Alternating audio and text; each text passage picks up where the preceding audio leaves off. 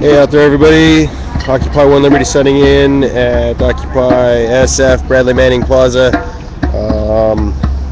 Forum for this evening is just starting.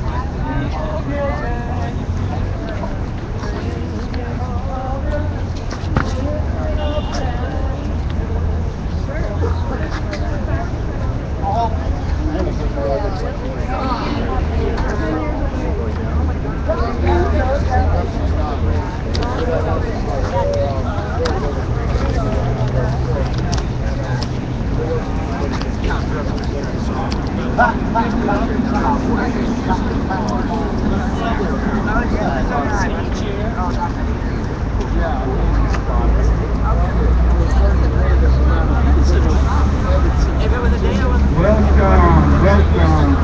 Can everybody hear me okay? Maybe we could try to scooch over here a little bit more. We do have blankets for folks and cushions down here as well. So we want to invite and welcome our two speakers. The first will be Mariah Gillardin. She'll be speaking for roughly 45 minutes, and then we'll have a 15 minutes questioning and comments and answering with her. And then after that will be Christine Garcia, and she'll be speaking for 20 minutes, and there'll be question and comments after that. So I'll be taking stack, and we'd like to ask that those that have already spoken would allow folks that haven't spoken to take preference on the stack. And we're gonna try to follow a roughly 1 minute comment and question. Won't be strictly 1 minute. We'd also like to ask everyone, please, not to smoke during the meeting. So with that, we're going to go ahead and get started. My friend Richard, who is responsible for the excellent curry, is going to be introducing the first speaker of the night. Also, we're going to be passing around a hat for contributions for the Occupied Forum and expenditures. Thanks a lot, guys.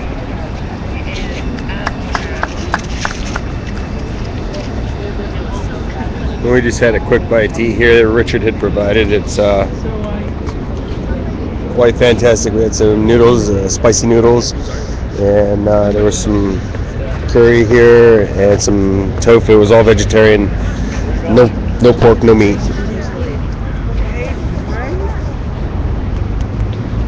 And this is Richard. I'm an early riser, and on KALW at 6:30 on Sundays, Mariah Gillardin comes on with her fascinating half-hour, interesting segments. The one that fascinated me the most was Richard Grossman, who has been called by Ralph Nader the preeminent corporate historian.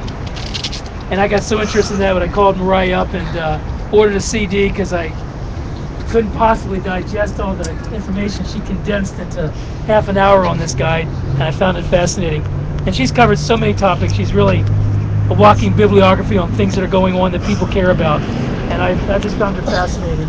And my Sunday mornings are always highlighted by listening to Mariah at 6:30 in the morning. So I would suggest during the question and answer period, ask her about anything and see if she's got some thoughts on it. You might find her fascinating and very well informed. So without further ado, I'll introduce Mariah. Yeah. Hello. Thank you, Richard. Even though I'm a radio person, I don't know how to use microphones. At least not out in the open. Can you hear me? Boost the volume a little bit. It was a lot louder last week. A little. Right to my mouth. Yes. Okay. Talk into it. Okay. Let me see. I have an announcement. I'm really happy to make a local announcement. Liz gave this to me. Liz also from Prop 37, she also gave me a sign-up sheet where you can put in your name if you want to talk to people, if you want to distribute stuff on Facebook. So I'm going to pass it around for you to fill in. And she is organizing a Del Monte rally on Wednesday, October 10, from noon till 2. And she wants you all to go to 300 Clay Street at front. And they gave 500,000 to the No on 37 campaign. And I wish I could be there because I think that is a really, really good idea. I mean, all the corporations that have come out in support of No on 37, they've finally shown their faces. And I actually made a list of the biggest donors.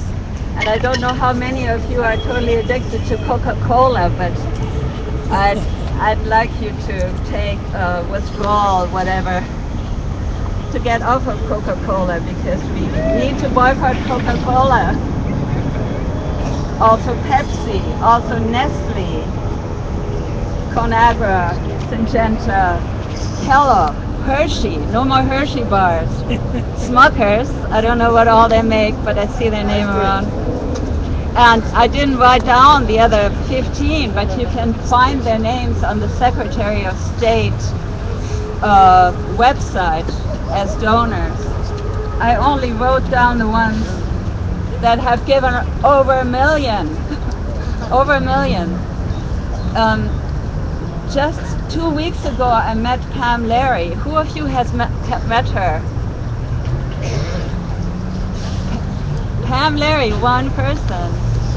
Where did you meet her? At one of the kickoff events after we got the prop on the ballot. She came and gave a pep talk as a volunteer for the San Francisco Citizens. That is, you know, I had heard her on the radio. Now I saw her for real at the Santa Rosa Heirloom Seed Expo, and it's such a beautiful story. Here's one woman, one midwife farmer grandmother from Chico, who says this is outrageous what we're getting to eat. And she said I need to start collecting signatures. And what she needed to get was 500,000 signatures. And do you know how much she got in the end? Almost 1 million. That's how many people want GMOs to be labeled.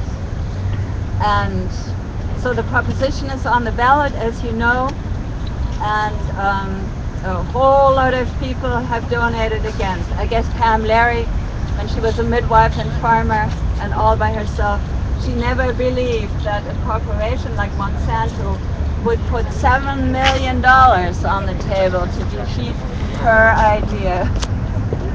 Of course, in the end, she was no longer alone, and I know many of you are helping her. So can you hear me? No. No? Yeah. Let's try it, see if that's better. We just change it. See if that's better. Is that better? 1, 2, 3, 4. Please, twinkly Maybe you need to fingers, come if a you little- can hear her. Come a little bit closer. Down if you can't hear her. Does anyone know how these things work? It says volume. Yeah. So we got volume almost in full. Well, stand by. We're having technical difficulties with the speaker equipment. This is the OccupySF forum. And that sounds like that works. No, too much volume. We did find where the microphone has volume. Alright. Do it again. Back in there. Now talk, Mariah. Test, testing 1, 2. Testing 1, 2. The difference. That's what I'm talking about, baby. Thank you. Except now I'm coming from there. Sounds like a stadium So now. here's You have a beautiful echo effect. You got promotion and raise for whoever figured that out. Yes, which you love. Here, I'll do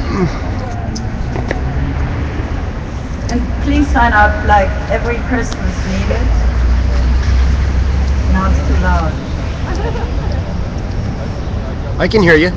Okay, I should ask my viewers if they can hear you. who are they? Can you introduce yourself again to the viewers? Mariah Gillardin, TUC Radio. I'm living above Ukiah in the mountains, Off the grid. off the grid, make my own electric, chop my own firewood and pump my own water, grow my own food. Not all of it. Actually, the bad part, so many people who are growing food, they are doing their veggies, but for grains, they still have to rely on the market. And it's the grains that are most attacked by the GMO people. Okay, when I thought about talking with you, I thought I'm going to come up with 5 reasons why we should be concerned about GMOs and why it's actually fun and a great thing to be concerned and why it is possibly really a winning thing, even if we don't win right now. I mean, as Occupy, things don't always go forward in glory and success. There are places where it comes to a little stop and then it revs up again. Somebody my age could tell you that happened many, many times before, so don't worry. So the beauty of GMOs, of course, is that everybody is concerned because there are very few people who don't eat. And in a way, it is a 99 versus 1% because I'm sure the 1% don't eat that garbage because they know what's in it. I had a chance once, the rich always come to Bohemian Grove in Sonoma. I once had a chance to look at them coming out of their planes. They look good. They don't look like the Walmart shoppers. They look very trim. Okay, a second reason is also somewhat universal. GMOs affect everything. They affect the soil the plants are growing in, the water that's used. They affect all the other plants because it's not like a little plot that's sitting there as they promised us. That's our GMO corn. Nobody will ever visit. No butterfly will ever land here. No pollen will ever drift. It's just there by itself. Now, 15 years later, we know they have a huge impact all around. Another thing is that it is a global issue. It's a really, really interesting global issue. I mean, this country, as some of you may also feel, has had a long list of transgressions towards the global community. War and drones and exporting trash and things like that. So this is, in a way, our latest and in some ways really, really vicious export product. I recently recorded a guy who knew a whole lot about GMOs because he once worked at Fort Detrick. Do you know Fort Detrick? That's the United States military biowarfare test lab. That's where they investigate and produce biowarfare agents. And when I listened to him and his critique of GMOs and of Roundup, I thought, I wonder, what your experience being involved in biowarfare agents, how did that help you recognize the danger in this? And isn't really a genetically modified organism a warfare agent? Isn't that war?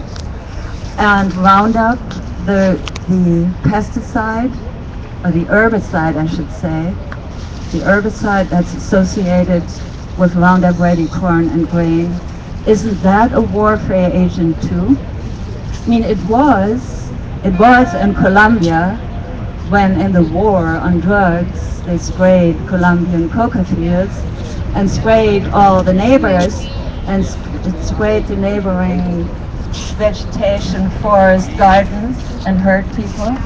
That was war. So what about here?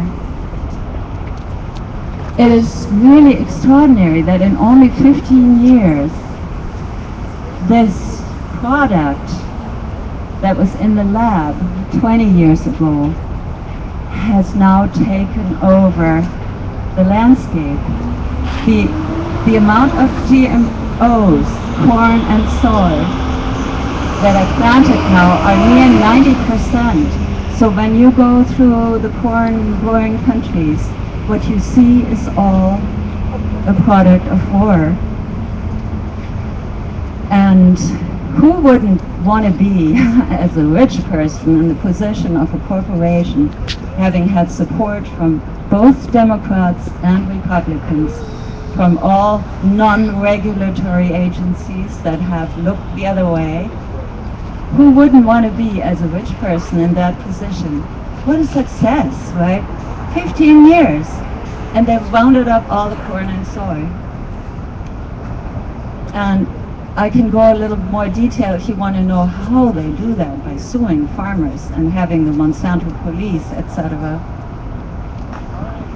So globally, there's if you look at the globe, it looks very strange. The US, with its 90% GMOs, is way on top of everybody. We are the most polluted country on earth. But we are followed pretty shortly by Argentina, Brazil. Canada has a fair amount of GMOs. And Australia, always ready to please whoever the current US government is. That's almost half the population. Or maybe that's bad math. Let me do it the other way around. There are countries that fight it. And what's so funny is that we all know that China has really questionable food policies, to put it kindly. They require labeling of GMOs. So does the European Union, so does India, although there's a huge fight inside India to make them more available. And the GMO cotton has invaded India already. And that's, if you hear of farmer suicides, that's a tragic consequence of the spread of GMO cotton into India. So those were my 3 reasons. There are 2 more to come why this is important. The 4th one is almost my favorite one. Fighting against GMOs involves one truly evil corporation, and you all probably know Monsanto.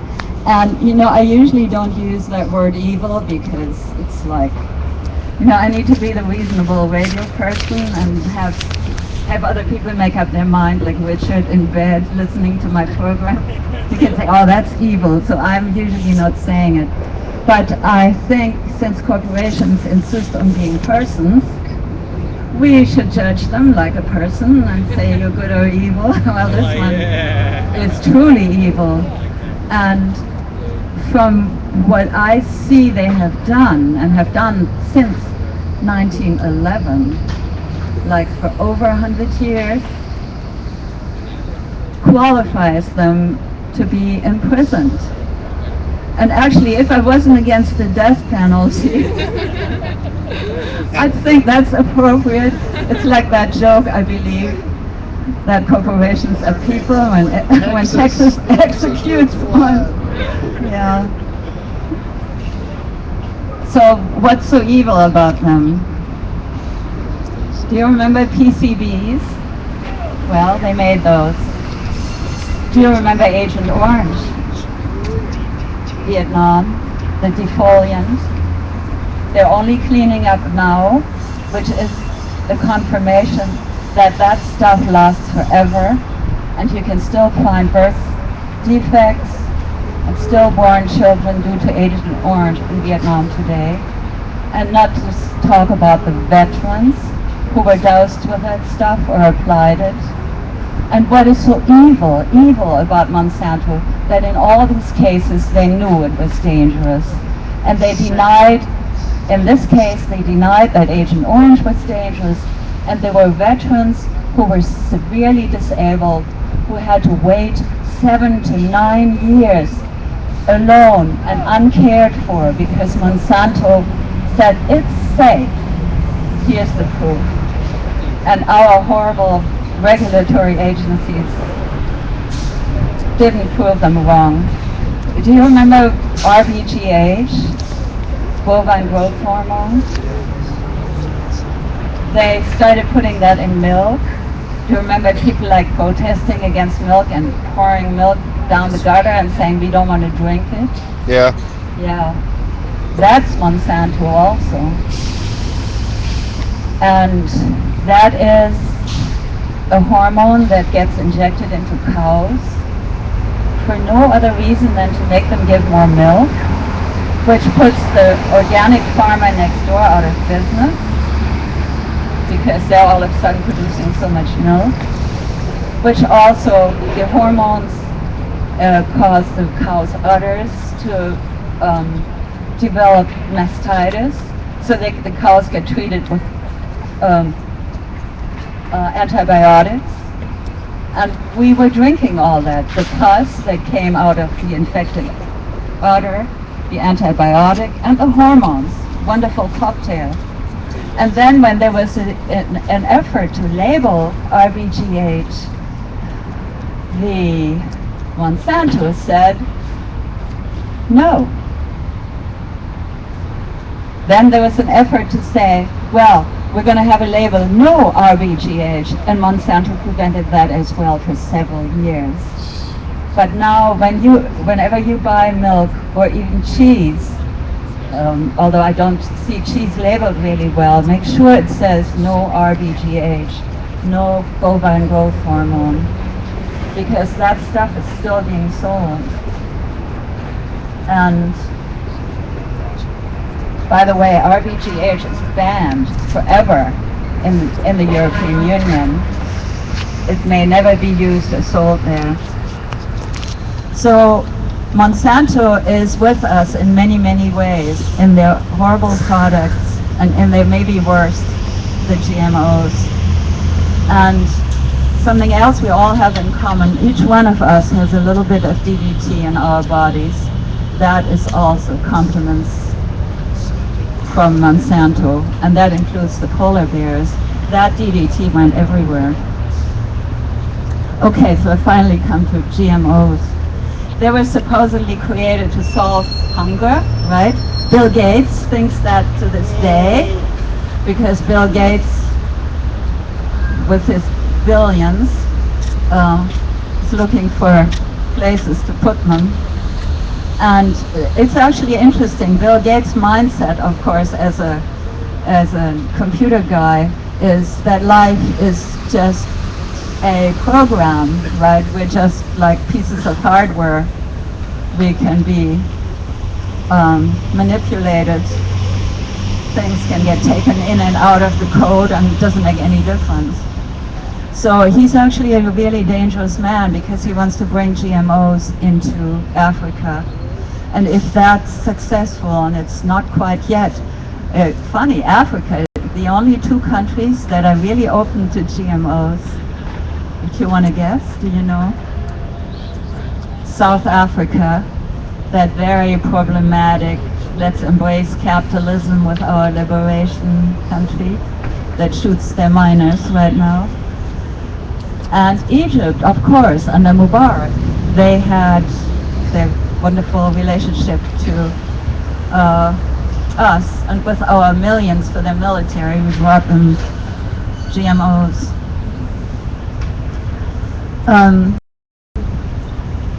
So this I would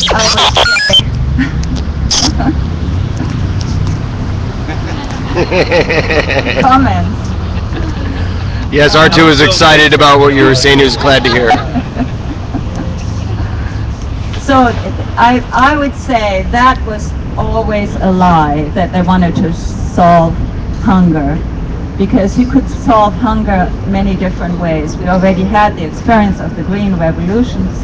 We could clearly see what went wrong. We could have done it then. It was on the side of Monsanto to monopolize and to own life, to own our food. They bought up seed companies that they made into GMO or had them go under. In India, they had the farmers bring their heirloom corn, crops, seeds, I should say, and they would burn them. They're actively destroying the global inheritance of seed. And as a city person for so long, I never really understood how important that is until somebody I became friends with, Ignacio Chapella, who knows him, who know what happened. All right. Oh, Richard. I listen to the show. You listen to my program, yeah. From Oaxaca.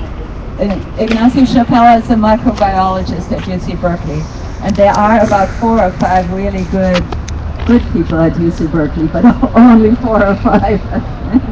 He's one of them. He has Mexican, Spanish, Basque background. He was in Mexico, and he was so deeply moved and impressed by the fact that Mexico is one of the cradles of corn. It's where corn goes back 5,000 years. And that is so amazing, isn't it? I mean, if a rock lasts 5,000 years, we're already really moved, right? But here's a living thing that needs to be preserved and replanted. You can't just let a corn sit there forever. You need to replant it.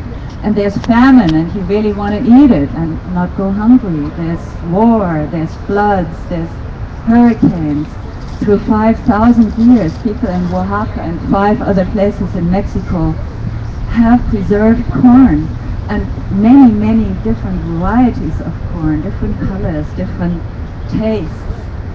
And here now is the threat coming through GMOs, and the fear from the beginning that GMOs might contaminate these ancient strands, which, by the way, we really need, because whenever there was a change in climate, which we possibly are having right now, some people say that, and the old varieties don't work anymore, you can go back to this ancient treasure and breed something that's more appropriate to the new times. So it's a treasure. It's our food security. So what Ignacio Chapella said was, I'm going to go into Oaxaca and I'm going to document this ancient strain before it gets contaminated. And he had great expectations that it wouldn't get contaminated, because Mexico does not allow the planting of genetic engineered corn, because they are quite aware of the precious treasure they have in their 6 cradles of corn. So he went there in 2000. He did the tests, and he couldn't believe what he saw, because his tests, you can test a seed, a plant, and see if it's engineered. It has a little copyright stamp in each stamp. No, it is. You can see the DNA construct in it. There's no doubt, and you can often even see what company did it, because you know what virus they're using to bring the new DNA into the plant. So it was contaminated already. And they did many, many tests. They called in other people. There was no doubt the cradle of corn had already been invaded. So how could that be? 1,000 miles from any legal GMO grow, it was contaminated. And the reasoning there was we're having World Trade rules, we're having NAFTA, we're having the World Trade Organization since 1995 that does not allow any restrictions on trade. A company can go wherever it wants, do whatever it wants, import, export, whatever it wants. And the Monsanto has used the WTO to challenge many countries for their restrictions on GMOs. So that's how it happened. NAFTA does not allow imports of feed grains. So the contamination came in through feed grains. And you can find it now in Mexico. You can find along roads where people carry things, or you find it in private gardens because people don't know. They buy this good-looking corn, and they're also used to just planting it. I mean, that's what they learn as children. So they planted this corn, and since it is not labeled, which is another really important reason for labeling, they don't know that they shouldn't be planting it. So that's how it crossed with the indigenous strains. And 10 more minutes, right? Don't forget the butterflies. Don't forget the butterflies. Yeah. So I jumped a little ahead on Ignacio Chapela, but it's such a typical story. And there's another story. Percy Schmeiser. Do you know Percy Schmeiser apart from Richard? You do. Well, good. I can tell you a new story. I've met Percy Schmeiser now several times. He is a canola farmer from Canada, and he's sort of the salt of the earth. He's a really great guy, great elder. And in 1997, he found when the power company was spraying Roundup near the power poles along the edge of his land, that they sprayed, and you know the telltale sign of Roundup spray, right? It looks yellow. Look for that, because it shouldn't be done. It should not. Roundup is really seriously toxic herbicide. It should not be used anywhere. But you know, every time I Google glyphosate, Google comes up with the prices for a nice can of glyphosate I can buy and use in my garden. It's pretty ridiculous. Anyway, Percy Schmeiser realized that there was GMO canola growing because that particular canola is bred, so it survives if you spray it with glyphosate. And Monsanto's thinking was, how nice, we're the major vendor of Roundup, aka glyphosate, so why don't we invent something? And then people buy both from us, the seed and the herbicide. And the farmers at first thought, oh, that's neat, I don't have to pull weeds, I don't have to till between plantings to plow under the weeds. I spray it and all the weeds fall over, and the Roundup ready canola or soy or corn is unaffected, which is also not true. So he realized he had been contaminated. So did Monsanto. They said, you're using our copyrighted, patented seeds without paying us a license fee. Which, by the way, they said to Ignacio Chapela, when Ignacio Chapela called up Monsanto and said, your GMO corn is in our plantings. He said, well, congratulations. So now you're paying us. He, of course, said, you contaminated me, and I'm going to sue you. And the tragic thing in this lawsuit is that he lost twice. Because as the law is written, even in Canada, if property from somebody else is found in your house, if your neighbor's TV is found in your house, they say, obviously you've stolen it. And that's, the stupidity of a judge who doesn't know anything about how nature works. That pollen flies, that butterflies fly, that pollinators fly, that corn rolls off a truck that's going by. So the only good part is that he raised worldwide support. The second court ruling said he didn't have to pay Monsanto.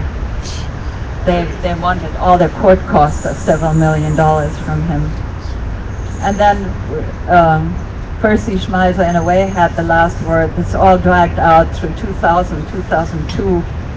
In 2005, he still had contamination from Monsanto in his fields, and he called them and said, your GMO canola is growing in my fields, get it. And they said, yes, we will, but you have to sign that you'll never sue us again, that don't tell anybody what this agreement is. He said, I definitely won't.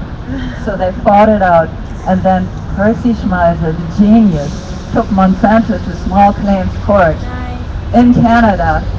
And the beauty of it was that the small claims court found in Percy Schmeiser's behalf, and they fined Monsanto $660.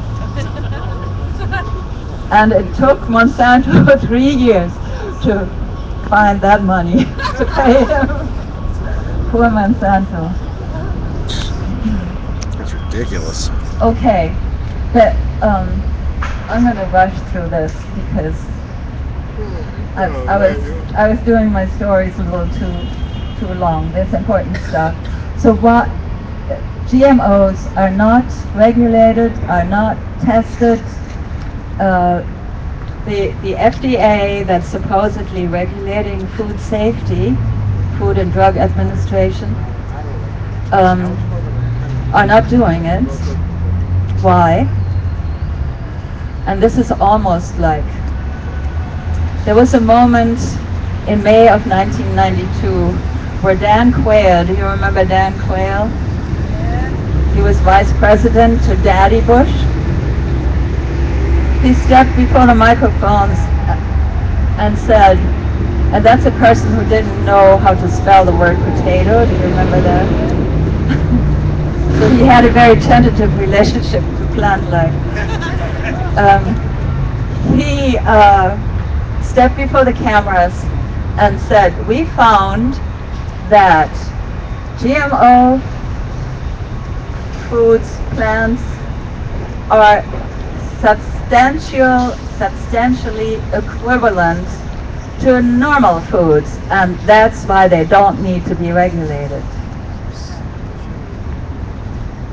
So here's this genetic construct that we now know in our bodies and in animal bodies creates at the least like an incredible allergic reaction, because our bodies know more than our minds.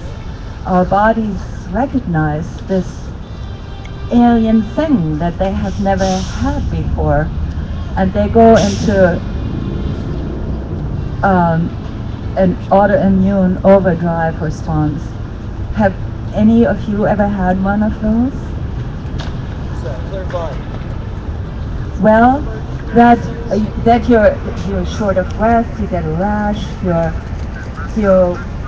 are all stopped up, you don't really know what's wrong with you, but you're like some kids get it from peanuts. Some people know their allergies, but since they're not labeled, you can't tell. So, like I had one once, and it was the scariest thing that I ever had, because for 6 weeks I was running a fever up and down. I had rashes I never had before. I still don't know how I got it. I sort of think it might have been caused by sleeping in sheets washed with that washing powder Tide. But I can't be sure. It may have been GMOs. Anyway, the FDA says they're equivalent, so we don't need to do any testing. Now, of course, the irony is that Monsanto, when they talk to Percy Schmeiser, or when they go to the patent office, Monsanto says, here is something that is very special, that never existed before, and we spend billions of dollars developing it, and we need a patent for it. And if the clerk said, but that's just corn, I say, no, it's not. It's GMO corn. It has little Bacillus thuringiensis inserted in it, a little pesticide that will express itself in every leaf and stem and fruit of the plant later. Okay, so they got their patents. But when we say, Monsanto, your very special corn made us sick, then they say, oh, no, no, no, no, it's just like normal corn. Not to worry. So, where are the GE foods? At this point, we need to be concerned about. I hope I scared you enough. I'm going to start reading labels, or we can assume, since now most corn, soy, but also cotton, and now sugar beets. Sugar beets, the newest. We never were really told about that. They're out there too. Most of them, up to 90%, are now genetically engineered. We can assume that ingredients made from these are like, it's a 90% chance that they too are contaminated with GMOs. So the list would include cornstarch, cornmeal, corn syrup, glucose, dextrose, and then several oils: canola oil, cottonseed oil, soy flour, soy lecithin, and protein extracts. They're all most likely are GMO. So almost any junk food we eat will surely have GMO because it always has some of these ingredients.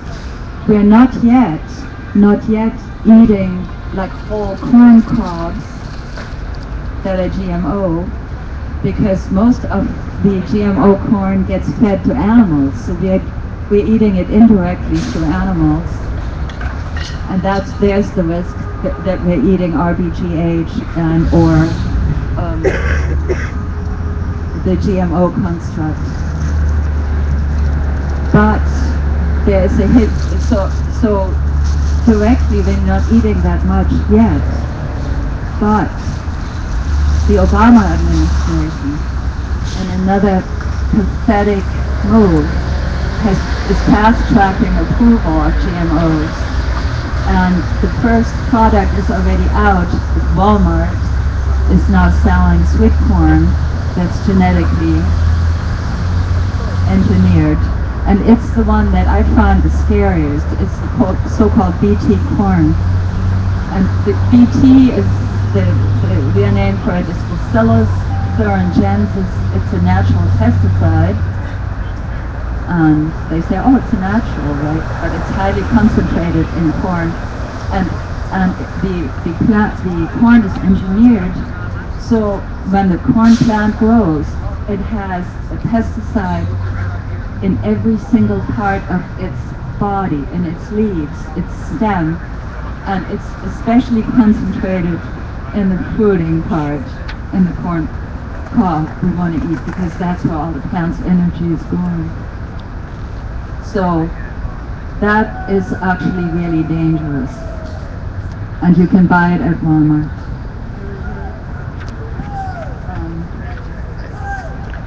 Don't shop at Walmart. Yeah, don't shop at Walmart anyway. This is another good reason. So I want to finish up here and make room for. I want to also apologize. I need to go home tonight, and home is 2.5 hours away. So I'm going to hear what Christine is saying, but then I'm just going to walk away. So don't think I'm impolite. I wish you'd all support Proposition 37. because for one, it's a beautiful example of one person making a difference, and then thousands, hundreds of thousands helping out, getting together. It's one of the last vestiges of democracy. That one person can say, I want a proposition on the ballot, and finding all the people who agree. I mean, so much on the ballot is really not worth voting for, and I'm sure you feel the same. But that is, and whoever I talk to, they're looking at us. I heard from Mexico, they're looking at us because Mexico is saying we're so far from God and so close to the United States. Whatever we do is so important, and they're fighting against GMOs, and they can't hold out much longer. Europe, lots of people are looking at us. So it's a great, great proposition, and help it win. And help it because Monsanto's probably going to sue all of us, and that's going to be very interesting. So, and if we win, yes, Liz, who passed this sign-up sheet, has buttons and literature on it that will help you argue. So, I think I answered all my questions. I answered all my questions. You have one.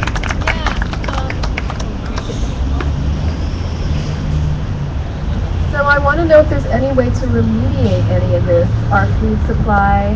How long does it take for this stuff to work its way through the food supply? Is there any way for this to eventually be fixed, and how long would that take? The Roundup, glyphosate Roundup can stay in soil up to 30 years. And it needs to be chelated and can be remediated, but it takes time. It depends on the soil type. The food, they have ample experience with animals now. Animals go infertile, animals abort, animals can't disseminate, others animals have gastrointestinal diseases. But the amazing thing is when they stop feeding GMOs, they often get better, like to a really large, surprising. And that's another reason why we need labeling. If you don't feel good, if you have one of the many diseases that are now so common, then by not eating GMOs, being really careful, we can get better. Yes. This is more of a plug. Tomorrow night at 7 o'clock at the Noe Valley Library, we're having a volunteer meeting for Yes on Prop 37. So if anybody wants to join us, we could use tons of people for leafleting, for activities. We're going to do World Food Day, theater in the streets. So join us tomorrow at 7 at Noe Valley Library. Well, thank you. What is Prop? Thank you for.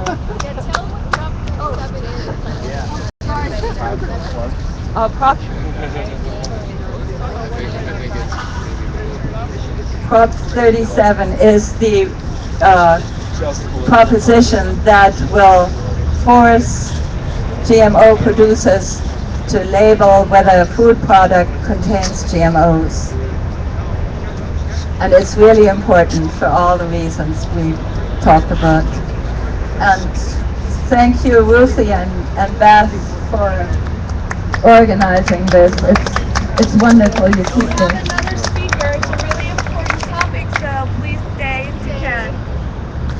Thank you so much. That was really helpful and enlightening. We really appreciate your coming out here, and we hope you come back again. And feel free to listen to Mariah's program also on 91.7. Our next speaker is Christine Garcia. Sorry, I was asked to announce some websites to look at, and they're all really easy to remember. Excuse me, Christine. So the one for Prop 37 is called CA for California, carightoknow.org, one word. right to know. Beautiful slogan. There's one, organicconsumers.org. It's the first organization that supported Pam Larry. There's one that's called Food Democracy Now, like democracynow.org, but food in front of it. And then there's Food and Water Watch. It's a really good site. They have great research, and they have all the sources and footnotes, which I always like. And you don't have to get up at 6:30 to hear my show. You can just go to tucradio.org and look under news programs, and you can click at anything. It's all free on my website, and there are many, many programs on GMOs, and there will be many more. And I thank you all for turning the lights on.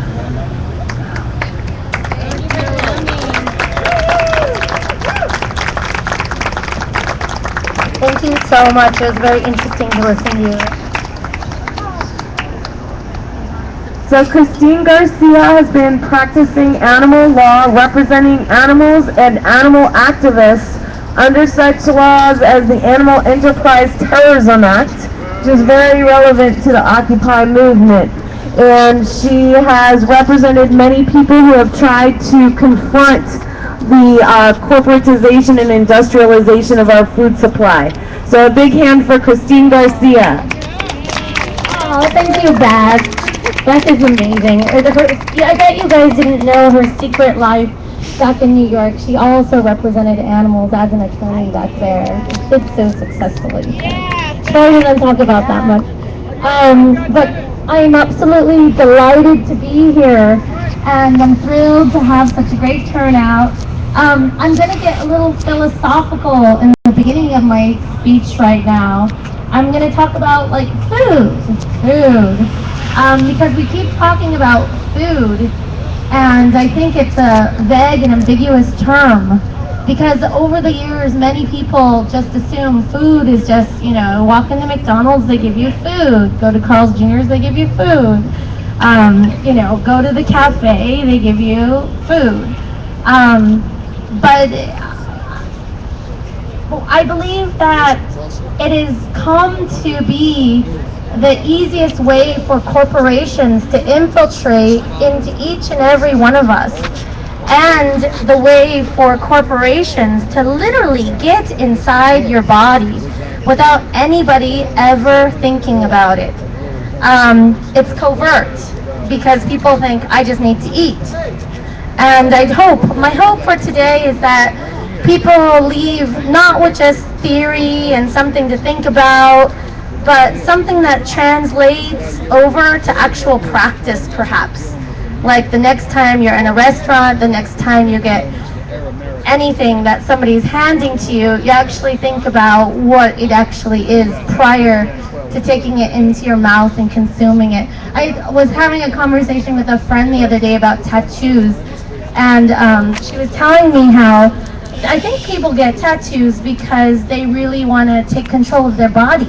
Say, this is mine, this is my domain, this is mine, and I'm taking, a stance saying that this is how I'm going to control my own body. I think there's an issue going on over there. But anyway, so I'm coming over to food. What is food? Like air, like fuel, like water, food is actually necessary. I think there's a fight that needs to be broken up. It looks like it's handled. Life in the plaza. Thank you. Let's get back to food. In my definition of food, I've been a vegan for 12 years. I eat organic every time I can. I don't eat genetically modified organisms. That includes, vegetables as well as fruit. I noticed that a lot of the talk today has been all about GMO, agriculture, but not necessarily talking about the animals as well. Chickens are genetically modified. The chickens that we eat in Kentucky Fried Chicken, or even in the store in Mass. Tyson is actually one of the 3 large corporations that owns, I think, what is it? 3 large corporations, I have the statistic in here somewhere, that owns, I believe, I want to say 80% of all meat production in the United States. There's 3 large corporations that Swift? do that. Swift, well, that's for the slaughterhouses. So there's one statistic for the slaughterhouses, and there's I worked one for them. I couldn't stand it. I quit. What's that? I worked for them. I couldn't stand it. I quit. It was That's great. disgusting. Actually, that's one of the portions of my speech. I might as well skip forward to that part. There's various reasons not to be consuming meat.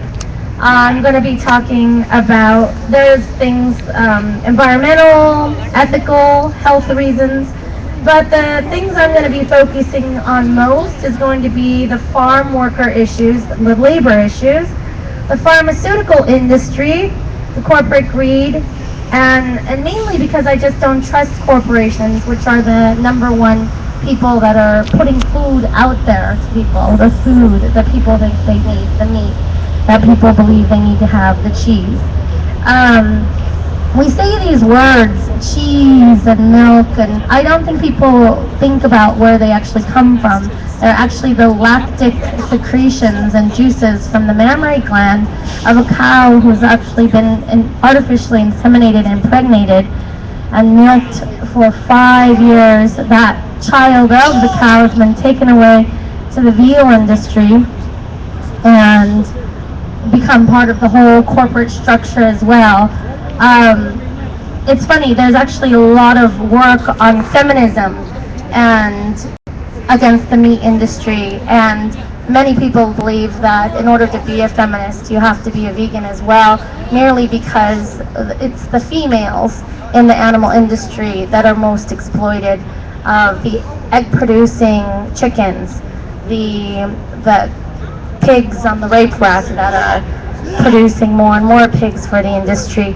Male pigs are held, but the chickens are usually, when they're born, when they're hatched, if they are male, they're usually ground up to be fertilizer, because they're not necessary for producing more eggs and too difficult to produce to consume their meat.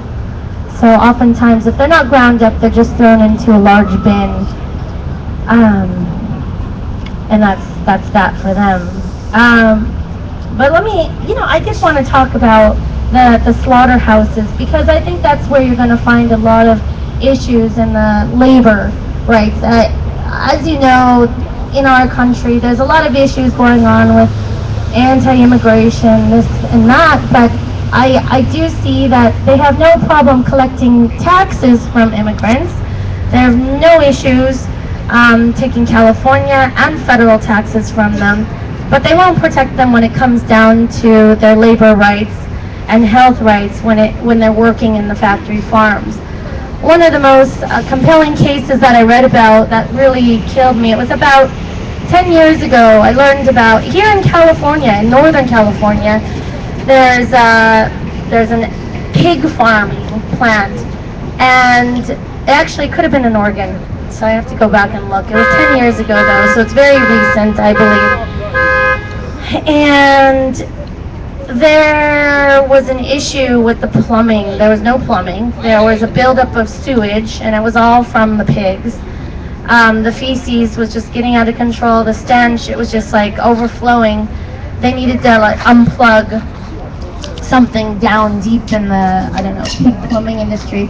What they decided to do was tie a rope around an illegal immigrant, lower him down to unplug this. And he had died, of course. So what did they do? They tied another immigrant to a rope and lowered him down, and he suffered a very disgusting, horrible death. But that's the value of humans. It's almost as if, as you know, well, I don't know if you know this, the number one most exploited being in the world are animals. People use them to skin them and use their fur. They take their skin and put them on their shoes. They pluck their all their feathers out to put into pillows. They use them mainly for the taste of their flesh, people's addiction to the taste of their flesh. And in addition to that exploitation of the animals, I do see exploitation of anybody involved in that industry. So you've got the immigrant workers, underclass people that are also exploited when they're in the factory farm setting, as well as the slaughterhouse settings. It extends to activists as well. And I'm going to talk a little bit about history. Back in 1992, the government created something called APA, Animal Enterprise Protection Act. That was the name of it. It sounds like, an enterprise to help animals. But it actually, in turn, was a law to protect industries that live off of the exploitation of animals. So there's already laws out there right now against vandalism, theft, harassment, all that stuff, battery, assaults. There's already laws out there. But the federal government decided to make this special law in particular to give extra protection to any industry that thrives and benefits off the backs of animals.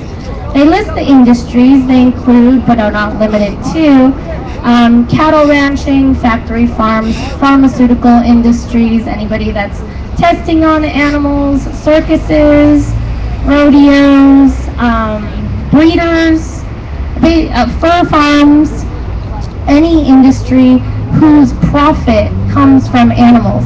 And the wording is slowly over time been amended, because about 6 years ago, approximately, they amended the ADA, or APA, Animal Enterprise Protection Act, to be called ADA, Animal Enterprise Terrorism Act.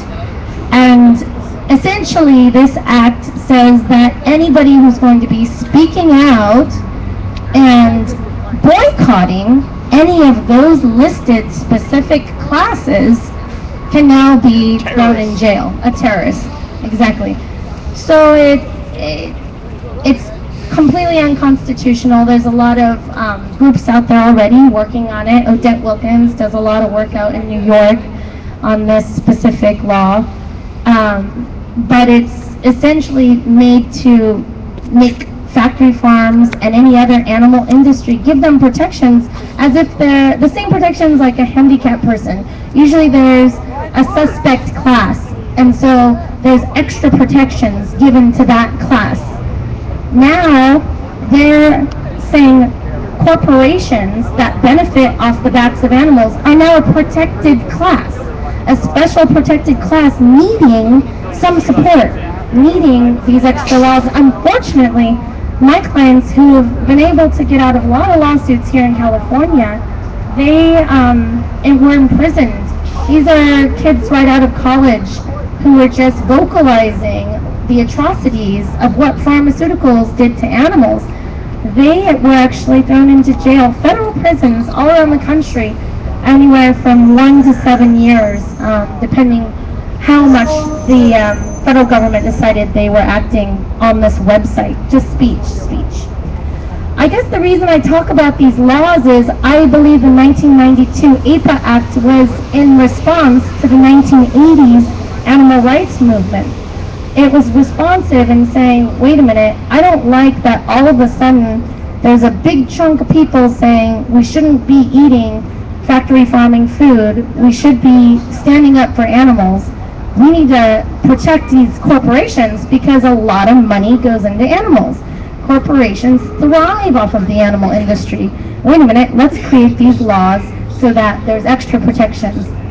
And they have, and they did.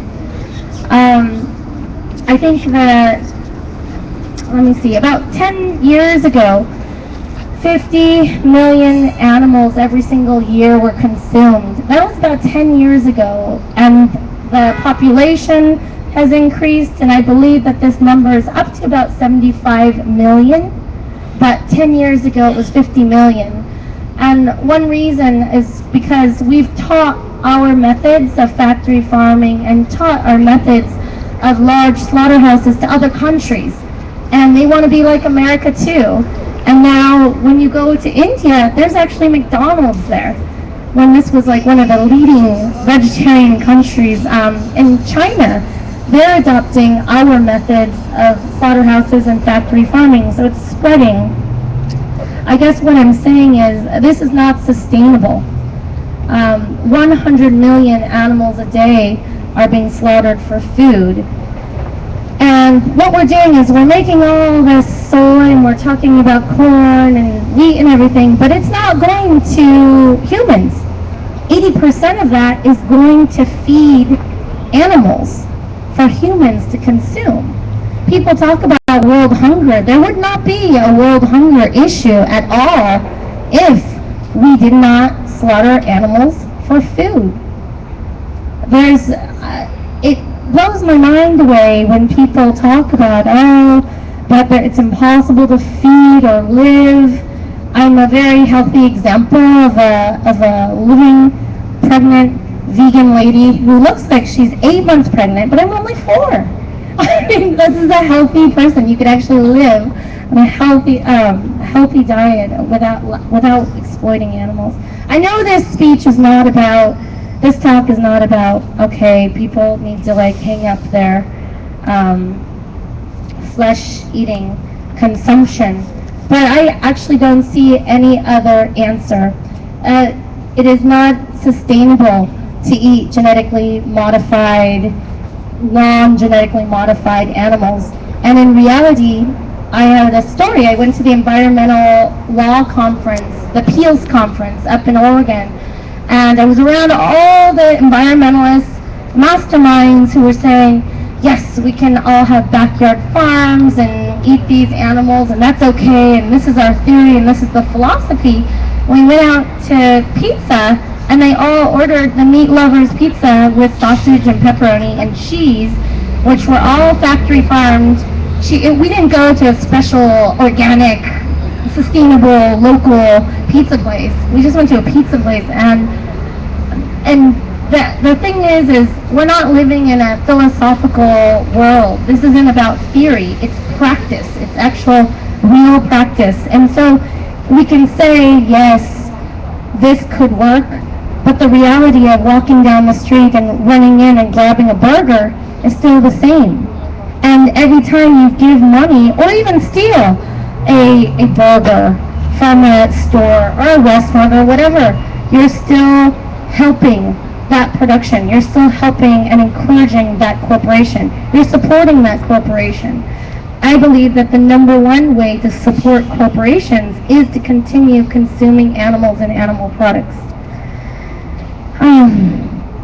So I believe that I think people forget about how the pharmaceutical industry is very much intertwined in food, in all the food, in the factory farmed food that we eat, which is 95% of the food that's out there.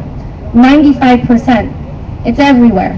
It's hard to like leaf through, dig through, and find that little 5%. But the 95% of the food that's out there, it does have antibiotics in there. It does have hormones in there. It does have steroids in there. People wonder why these children are like 10 years old and have breasts and they're menstruating at 8. And people wonder why these young boys are like so angry and pumped up with steroids and already getting muscles. I mean, you truly are what you eat. It goes into your body. And like I said, it's the most covert way a corporation has been able to literally get under your skin and into your blood and into your system, like everything, the pus, the blood, and the reason why they're putting so many antibiotics into the food system is because of the treatment is so horrible. And I don't even know where to start, but I know that I wasn't going to be talking about like the inhumane treatment of animals. I'm trying to focus more on the corporations. So I guess that's why I want to bring up the fact that pharmaceutical industry is huge. Food industry, quote unquote, for animals, huge. They support the government. They're giving money to our presidents. If you watch cable, I don't know if anybody watches cable at all. I don't. I have Netflix. But like, if you watch cable, every commercial is how to keep my erection up, how blood pressure, I've got allergies, I've got colon cancer. I mean, the pharmaceutical industry is rich beyond belief, and they want you to eat meat. They want you to get cancer. They want you to have high blood pressure.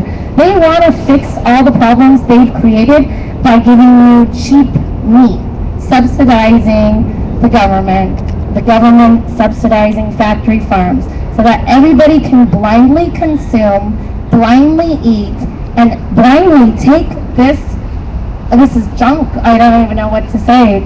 The dead flesh is junk. To blindly consume this into your body, absorb it into your body, so you have health problems, so you can go back to the hospital, so the pharmaceutical industry can not only pay for the antibiotics, steroids, and hormones that initially went into the animals, but then deal with helping you get better and giving you more medications that deal with the health problems from the consumption of animals.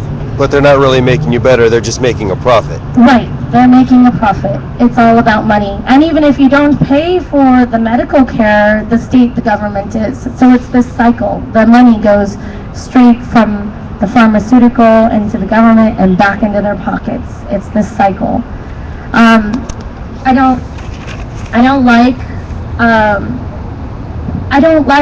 I want to have control over my body. I think that's one of the many reasons I don't consume animal products. I don't trust the government. I don't trust pharmaceutical industries. I don't want to be dependent and reliant on the pharmaceuticals that are out there. I'm trying to be separate, self-sustaining. So I don't know if I covered, I didn't mean to get animal rightsy on you, but I don't know how that happened. Honestly, I had a talk that was entirely about like corporate greed and how they own so much of That was my fault. Yeah, maybe that was it. Sorry. You brought it up, and so then I went with it. But yeah, there's environmental issues too, but I don't know if you want to hear about that because it might not be in the GMO. What about eugenics? Eugenics. Eugenics. Should we talk about eugenics? We have a eugenics fan out here. The beef is really bad. Chickens, they're doing all kinds of stuff to the food that you're eating. Not only is it a profit generator and a disease spreader, So do you want me but to talk about the chickens whatever you want to. The eugenics with the chickens? Okay. Oh, that so sounds I good. have two things. One person said I should take questions now, and then one person said he wants to hear just a bit about the chickens. A little background on the chickens is that like they actually came from South America. Chickens used to like live in trees. They were not thin, but they were thick and muscular and ran around, and they were tree living birds. They're birds. And we decided to take this one bird from South America and breed and breed and breed and genetically modify, and now he's way beyond where he came from. Now they have bred him so much so that they're so large on top that the weight of their own body cannot be held by their own brittle bones. I think one reason that moved me to be a vegan is reading, I'm not sure if it was Meat Market, that could have been the book, but it was the statistic about the prolapses that the chickens have in the factory farm chicken hatchery. These birds are forced into molting. In other words, have another egg, have another egg, have another egg. And when they're so close to being spent, every bit of their body and nutrients is like gone into having an egg, that many times there's not enough calcium fluids in the chicken's uterus to even release this egg. Oftentimes the egg gets attached to the uterus of the chicken and the egg can't even pass. So they're in these cages with about 10 other chickens. The uterus and egg comes out, and the death of that chicken is horrendous because the other chickens peck at the uterus. And it's one of the most painful deaths ever. And about 16,000 of these occur every single day. I heard that, and I just thought, the thought of just having the insides out of me ripped out and then eaten by my fellow estranged and also terrorized chickens. That was pretty compelling to get me off the eggs. But I'll take any questions if you have any. I think I've spoken for at least 15 minutes, something like that. Thank you so much for listening. Thank you. Thank you. Thank you. Let's just see, could you raise your hands if you have a question or a comment? Beth does. Okay. Beth Seligman, I see your hand is up.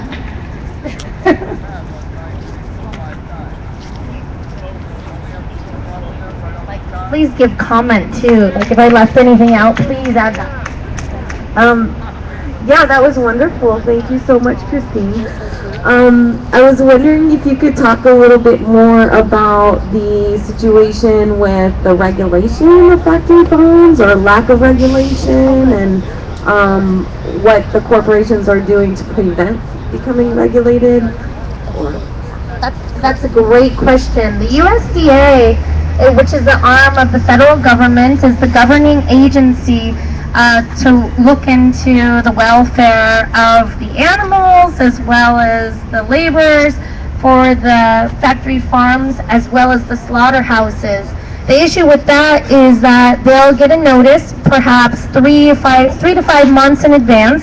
They'll be told the specific time that they'll be coming, if they even come once a year, and then they're given a tour. Even on those USDA tours that are given, maybe one time a year at a specific defined time, even then, there are so many violations that are found, and it's just a fine. We don't get to take them to court. They pay money. And this is actually how, through these tours that the USD takes, is actually how we found Animal Welfare Act violations. And that's on the record. So imagine a scheduled, notified, planned 5 month in advance meeting, and still finding violations and still being fined. Imagine what happens on a regular day basis. And these you can find in FOIA's Freedom of Information Acts. But that's a great question. But they're in theory supposed to be self-regulated. So any member of the corporation which slaughters the animals and which raises the animals, they're supposed to be self-regulating themselves. So in other words, the person that receives the paycheck is also is ruled by the corporation that's giving them the paycheck. I don't know if I said that making sense, but there's a conflict of interest, I believe. Thank you, Beth. Any other questions? Yes. What happens to the idealization of the fact of humanity? What gets in the fact of humanity, and why does it afflict us every day? That was a great question about the lack of humanity in the world and why the lack of humanity inflicts us every day. And it's sad. It's a horrible reality. But the best thing you could do is live your life the way you want the world to be. So act and live the way you want the world to be seen. So it starts with you, and then it infectiously spreads to your friends. But great question. Thank you. Yes? Do you want to? Pharmaceuticals, right? Not only do they feed the animals poison, but they give people poison too. Right. Most of the medications you take is always got some kind of side effect. It's going to hurt you 5 years down the line and stuff like that. Cause so what you do about medicines that you don't have to go to a pharmaceutical big company for medicine. Should I repeat what you said? Well, he had a lot of great comments to say about pharmaceutical industries, how they not only impact animals, they impact you too. and they have repercussions that are years beyond when you receive it. There's a couple of great examples, like Splenda is currently being tested on right now as we speak. It's been out in the market for about 7 years at least. Splenda has, but they're still testing it on beagles right now, and there's anal leakage and internal bleeding, and people are still eating Splenda. It's on the table. So many things are being tested on, and I think within the last year there have been studies from the swine flu. Okay, so this is a great example, the swine flu. So they're talking about the bird flu and the swine flu. So then I want to say it was GlaxoSmithKline created, but I could be wrong, but I think it was them. Was it Baxter? Was it Baxter with it? Okay, thank you. Baxter created this medication that would heal the swine flu and the bird flu influenza. They gave it to loads of people throughout Europe, and now they've got lawsuits all over their hands from Germany, Finland, Ireland, because it's given a load of people, what is that thing called where they fall asleep immediately? Narcolepsy. There's huge outbreaks of narcolepsy, and like kids, they can't go to school anymore, and it's having all these problems. But they actually made several countries, Baxter made several countries sign a waiver before they gave this vaccination to everybody in the country, which was really sneaky, because in other words, they didn't test it, they didn't know what would happen. I'm just going to give this, but your country needs to sign an entire waiver for your people, because we have no idea the results. So yeah, that's a great pharmaceutical comment. Thank you. I don't think the world is overpopulated at all. I don't believe that. And all this will come out soon about the GMO foods, the spraying the air, the vaccines. And the point is to reduce the amount of people. Sorry about that. Yeah.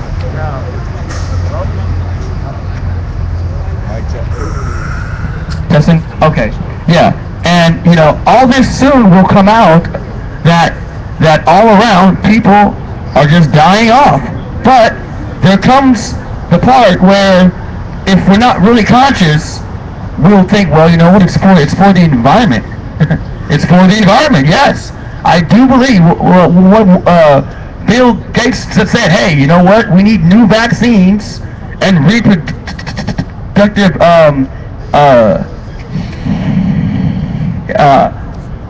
reproductive health care services to lower the amount of CO2.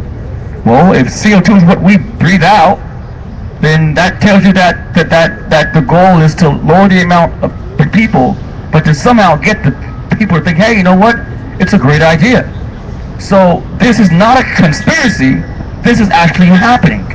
And I do believe how she said, as soon as we all start to be really conscious and say, hey, okay, we need to start changing, and as we're changing, people around us will see that change and say, wow, okay, you know what, this is actually happening. But I do believe that this is and this is to intentionally have us all sick, have us all dying. I do believe that, and I believe that very, very soon, when things will really start to get bad, watch out for the next crisis, because it's going to be, you know what, there's too many people here screwing up the planet, so this is something great. So just be aware of the propaganda.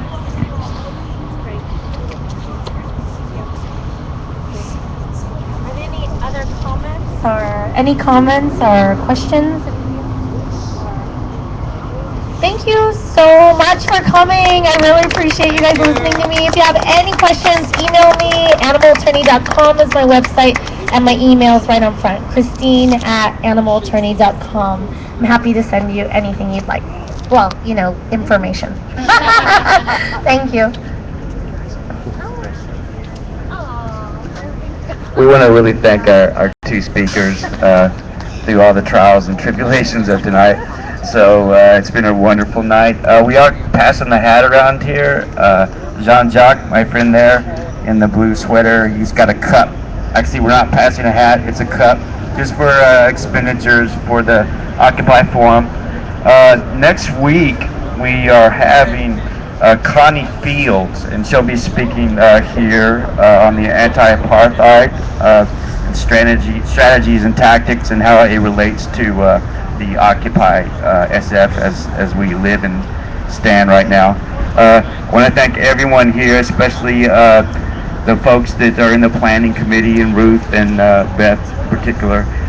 And we'll be here next week, same time, same place, 6 o'clock. Thank you very much. And also thank Richard for the food. Adios. Anything else? Any last comments, questions? I just have an announcement that Environmental Justice Working Group is working in solidarity with the No Nukes Action and going to the Japanese consulate to protest wanting to close the nuclear reactors in Fukushima. So that'll be on the 11th between 3:30 and 4. It's 50 Fremont Street. So if you want to help close down nuclear reactors in Fukushima and also in this country, please come and protest with us.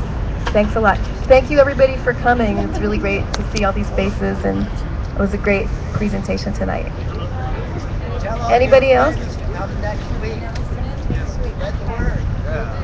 Yes, spread the word. Anyone else want to?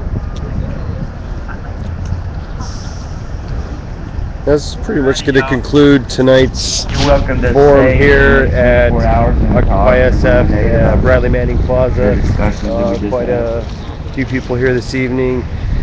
I am CIA James. You can follow me at Occupy One Liberty on Twitter. You can also check out my website at independencitizenmedia.weebly.com. I try to get in teach-ins and other information such as what I was streaming here this evening as much as possible. I've been sick for the last few days and working on several different types of projects such as the hands-free camera system, which is now working well. I left at home this evening, and also a free energy device, which would be regenerative energy for other streamers. Haven't quite completed that project yet. If there's anybody that has any ideas, comments, questions, or suggestions, you can get a hold of me at independentcitizenmedia.weebly.com. Peace and one love from Occupy San Francisco. CIA James signing out. Thanks for joining us. Needs a lot more people who don't give a fuck. Don't give a fuck.